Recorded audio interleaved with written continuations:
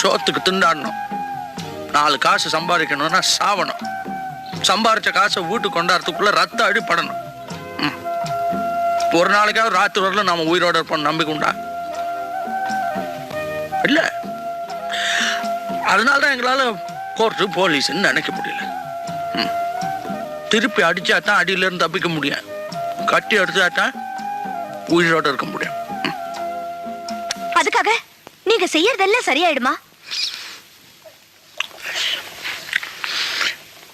என் மனசுக்கு எது சரின்னு படுதோ அது மட்டும் தான் நான் செய்யறேன். அப்போ என் மனசுக்கு எது சரின்னு படுதோ அதை நான் செய்யலாமா?